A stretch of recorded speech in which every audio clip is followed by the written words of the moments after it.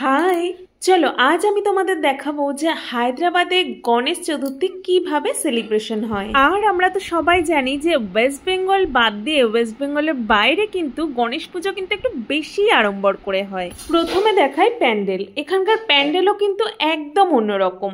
মাথার ওপরে দেয় চাচারি। চাচারি তো মনে হয় বলে, আমি ঠিক জানি না যদিও। যেখানে আমাদের ওখানে দেয় হচ্ছে ত্রিপল। আর এই দেখো এখানে হচ্ছে আরেকটা নিয়ম। এখানে পুজো একদিকে চলছিল, আর একদিকে সব মহিলাদের পায়ে একজন মহিলা এইভাবে হলুদ মাখিয়ে দিচ্ছিল।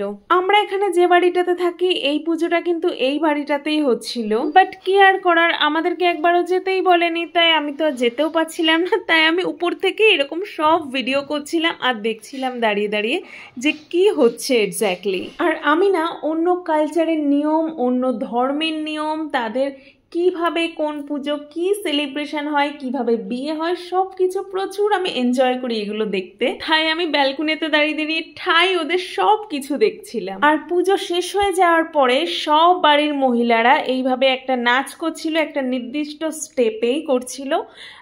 এটা একটা হয়তো সাউথ ইন্ডিয়ান ডান্স, বা এটারও আমি নাম জানি না। আর গানটাও কিন্তু ছিল অন্যরকম। চলো তোমাদের একবার গানটাকে শোনাই।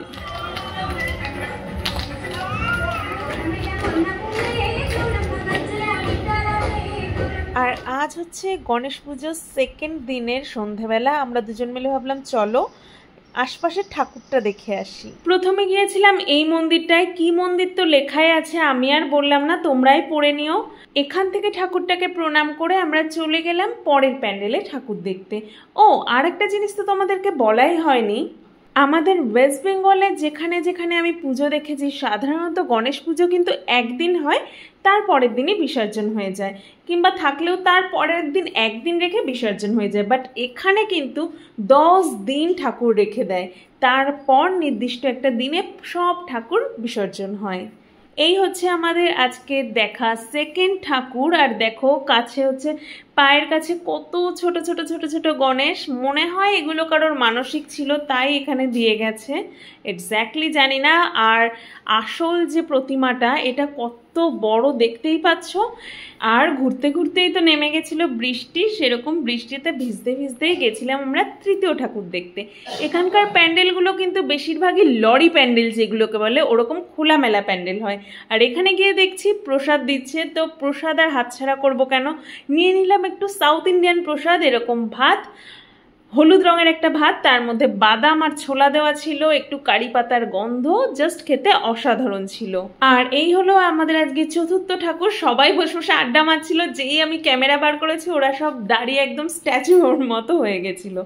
আর এই কিন্তু আমাদের পঞ্চম ঠাকুর। একটা জিনিস আমি লক্ষ্য করলাম, প্রত্যেকটা ঠাকুরেরই পায়ের কাছে এরকম ছোট ছোট ছোট ছোট অনেক মূর্তি ছিল। আর প্রত্যেকটা ঠাকুরের চোখই না মার্বেল জাতীয় কিছু একটা জিনিস দিয়ে তৈরি, ওই জন্য জল জল জল জল করছিল। তো চলো এবারে আর একটা ঠাকুর প্যান্ডেলে চলে যায়। এখানকার গণেশটা কিন্তু একটু অন্যরকম দাঁড়িয়ে রয়েছে। আর এই গণেশের কাছে এসেই আমি ফার্স্ট আজকে কোনো ইঁদুর দেখতে পেলাম। অন্য গণেশগুলো বসেছিল, ইঁদুর নেই নাকি দেখা যাচ্ছে না জানি না। আর এই হচ্ছে সাউথ ইন্ডিয়ান একটা জিনিস, টিকা, একটু হলুদ, একটু চাল আর একটু সিঁদুর থাকে। আর অ্যাজ ইউজুয়াল এখানেও কিন্তু প্রচুর ছোট ছোট ছোট ছোট ছোট ছোট গণেশের মূর্তি ছিল। আরেকটু এগোতেই দেখি এই প্যান্ডেলটা, আমি তো দেখে অবাক, এটা কি ধরনের ডিজাইন, হাফ রাস্তা তো পুরো ব্লকই করে দিয়েছে ডিজাইনের চোটে। তারপর বুঝলাম যে না, ওটা ভেঙে পড়ে গেছে, ওই জন্য ওরা ঠেকো দিয়ে রেখেছে। আর তারপর চলে আসলাম আর একটা ঠাকুর দেখতে। আজকে কিন্তু অনেকগুলো ঠাকুর দেখেছি। এটা অ্যাকচুয়ালি একটা কমপ্লেক্সের পুজো ছিল, কি কিউট দেখতে ছিল ওই ঠাকুরটাকে। আর এটা তো আমাদের পাড়ারই একটা পুজো, পাড়াতেই হচ্ছিল। বাড়ি যাওয়ার পথে এটাকে দেখেছি। আর দেখো এখানে কত নাচ হচ্ছে, আর নাচটাও কিন্তু আমাদের ওই দিককার সং, লে ফটো লে। আর অ্যাটলিস্ট আমাদের লাস্ট ঠাকুর হচ্ছে আমাদের বাড়ির ঠাকুরটা, যেটাকে কালকে দেখে আসতে পারিনি, আজকে দেখতে আসলাম। আসার পর আমাকে ডাকছিল, গিয়ে কিছুক্ষণ ওখানে শুনলাম। ওরা ভজন টাইপের কিছু একটা গাইছিল।